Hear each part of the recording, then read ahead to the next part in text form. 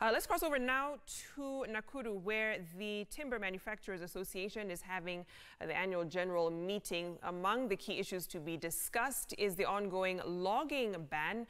Evans Asiba is there on the ground to bring us up to speed. Evans, what more can we expect? Very good morning to Victoria Rubadid. As you have rightly put it, this is the annual meeting of all timber manufacturers in Kenya. And this meeting, we expect much issues to be discussed. Among the issues, I believe, is the issue of the ongoing ban on the logging. And let me not have much, since you have here the officials plus the members. Some of the members who have already just checked in, and the meeting should be kicking off any time from now. And here with me are just some of the officials, not some of the officials, but full officials and the members. Right away, just to start with you, Chairman, tell us what do we expect from today's meeting? Today's meeting is our annual general meeting, and we have called our members all over the country, and we expect a lot of issues to generate because it has been 9 months from the time the moratorium was put on, and this industry is suffering a lot. There is joblessness all over Kenya, and we have called our members to discuss the issues and have a way forward since the government has not yet addressed our issues up to today. So the members are here, and we expect a lot of things to come out from the members. We don't want to preempt anything because they will speak for themselves how they want this industry to go forward. I would want one of our members, Jayan, to speak, maybe 1 or 2 words. He's here. Maybe before we go to the member, tell us how you're suffering, like if we put it in monetary value, how much are you losing in a day or since that ban came into existence? We are going through a lot of stress because one thing, we had taken loans, and the banks are on our necks. We are not even able to pay our workers. The workers now, some of them are going to court because we have stopped them from working because there is nothing that we are doing in the sawmills. And remember, we are not given any notice when the ban was put on. We were just told come out of the forest. So we are in a very big mess. Roads are there, the vehicles are laying down there, and we are paying for them. It's total mess. I think we are requesting government to consider even the youth that we have employed. They are also suffering. Even as we enter into this, into the issues of the 4 agendas, the youths are there suffering down there. And I wish the government can go down there, let them check for themselves where the harvesting, where the areas, the counties that are doing harvesting, and talk to the youths how much they are suffering. Yeah.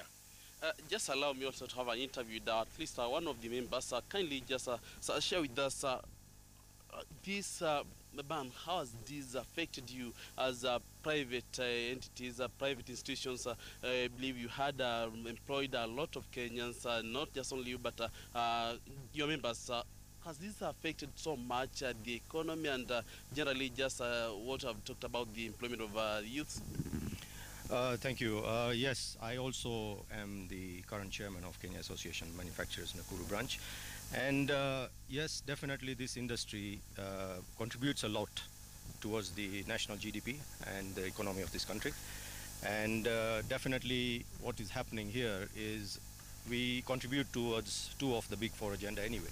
We are manufacturers and of course the housing agenda, right? So we contribute towards that, right? The employment sector, we employ almost 500,000 people in this sector in totality, and by extension with their families, almost 2 million people who survive on this industry. The ban, as much as we appreciate the fact that Kenya Forest Service would like to streamline the sector, right? There are ways of handling this, not by closing the industry and waking up one day and closing the industry and then streamlining, because I don't see why the government cannot. I mean, we've seen issues where people are dying on the roads, right? Matatus are crashing. We don't wake up and close the roads. We don't wake up and close the industry, right? So this is a very important industry, and we contribute very heavily towards the national economy. And so our request, obviously, as we go into the meeting, our request to the government is that since the task force was formed, right, the task force report, first of all, has never been made public, right? So what were the recommendations? And then why is it taking the government so long to decide the way forward?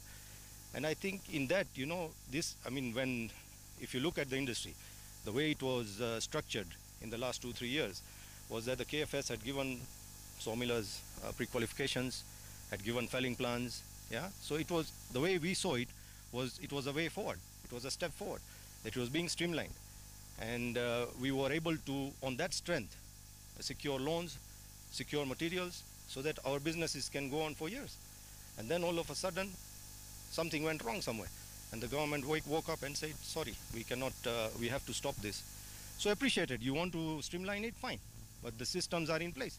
So our request to the government is, please consider the plight, because by extension, a lot of industries are suffering. A lot of manufacturers were using firewood in their boilers. Right now, they are suffering. If you look at the spare industry, the hardware industry, everybody is a ripple effect. It's a ripple effect. And right now, what we have encouraged is importation. On one side, we are saying, buy Kenya, build Kenya, right? Locally manufactured goods. We have people who are manufacturing plywood, blockboards, yeah, all these things. And at the end of the day, right now, the importation has become so lucrative, right, that we've encouraged that. So maybe what do you think should be done to address this issue once and for all, to avoid this suffering, not only just you, but even those who you had employed earlier? I believe you have dropped a lot of them. What do you think should be done? Well, to us, I think the members will decide today the way they want forward, because yes, maybe you see, it's the government who has done a stock take and an audit of their own materials, and all of us, 90%, will rely on the government source for material. So definitely all of us will want to go back to work, but it will be the government with their audit and their stocks to decide how to pre-qualify people, but it should not take that long. That is what our request to the government is, that please come up with a formula which is acceptable very quickly, and people who qualify to go back to work, rather than, you know, waiting forever, because it's been 9 months, and it has definitely affected all the industries. I cannot say just the logging ban has affected the timber guys. Thank you.